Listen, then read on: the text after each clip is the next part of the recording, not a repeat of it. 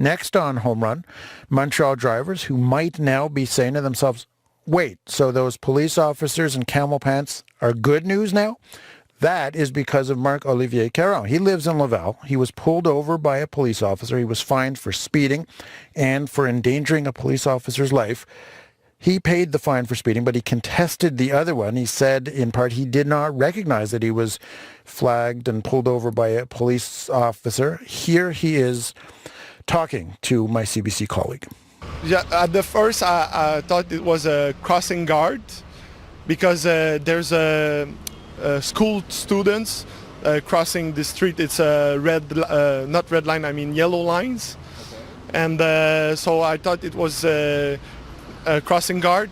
And when I came closer, I saw it was a police. And I like I said, I stopped further because I couldn't stop in the middle of the streets. That is Marc-Olivier Caron talking to CBC's Neil Herland. So he fought the ticket and won, and a judge agreed with his contention that those camouflage pants that police officers have been wearing for years now as a form of protest could lead to confusion. So we were wondering, what does this mean for the rest of us? Avi Levy is a Montreal lawyer, co-founder of Tickets 911. He represents clients charged with traffic violations and criminal charges related to driving, and joins me in studio. Thanks for coming in. Thank you. So has anybody ever come to you before and said, get me off of this ticket because the officer who gave me this ticket was wearing camouflage pants? Not before this incident, but I have a feeling that may occur after the incident. That is what I am trying to figure out, is what this means for the rest of us. What is your sense of how widely this can be applied? What I understand is that he was charged for dangerous driving. And basically what happened, he was charged for dangerous driving and speeding. Speeding, he did not contest. The dangerous driving, he did contest. And basically... For endangering a police officer's life. Correct. Okay. So basically his argument was twofold. Number one is I didn't endanger the police officer's life. And number two was I didn't know that it was a police officer. I didn't recognize that it was a police officer because of the way that the individual was dressed. And police officers don't normally have that uniform. They have a special uniform. Cargo pants or military pants or anybody can get.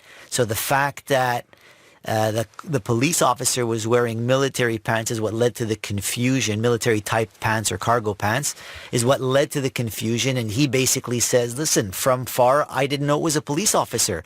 So I did what I could to slow down safely, but not realizing it was a police officer, I sort of pulled over to the side, and the judge seemed to have agreed with him and said, A, you didn't do a dangerous maneuver, and B, you couldn't recognize or you couldn't know that it was a police officer from the way they were dressed, and so he was acquitted. And so when you heard of Marc-Olivier Caron using this argument, using this defense, what did you think? Well, I thought that it was pretty, it was a good defense. It was a valid defense. I mean, the Highway Safety Code says that the police officer has to be clearly identifiable as such. And someone could argue, as he just did and won successfully, that it wasn't the person wasn't identifiable as a police officer.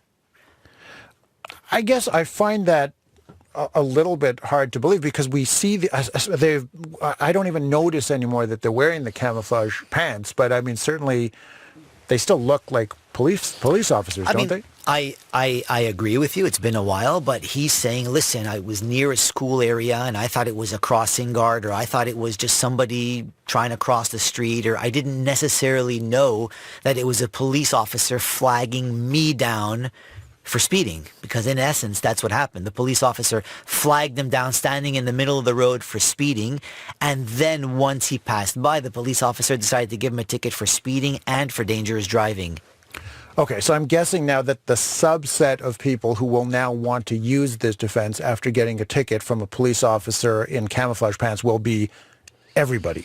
But how do you decide as a lawyer who you can actually use this? Well, you have to see if it applies to the case. I mean, in this case, the facts and the circumstances, the set of facts led so that the judge believed him and believed his father and believed their testimony and believed that they genuinely didn't know it was a police officer. Now, the fact that he didn't know it was a police officer was one element of his entire defense. The rest was that he didn't drive by dangerously, that he slowed down to 10 or 20 kilometers, and so on and so forth, as is explained in the judgment.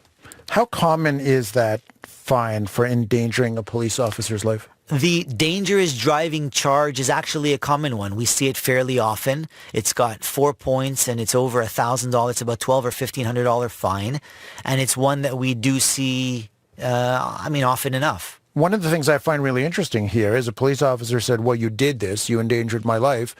And Marc-Olivier Caron said, no, I didn't. And somehow the judge believed one person and not the other. How does that happen? Well, based on the facts, based on his explanation and his testimony, he said, listen, I was driving, and if you look, the police officer first saw Mr. Caron about 200 meters away, and I think that the judge basically said from 200 meters away, you couldn't tell that it was a police officer, but she knew that he was an individual, and she could see him, and she had 243 meters to get out of the way, and basically waited until he was 2 meters away, from what I understood. Levy, thanks for coming in to speak with us about this. Appreciate it. My pleasure. Levy is a Montreal lawyer, co-founder of Tickets 911, represents clients charged with traffic violations and criminal charges related to driving.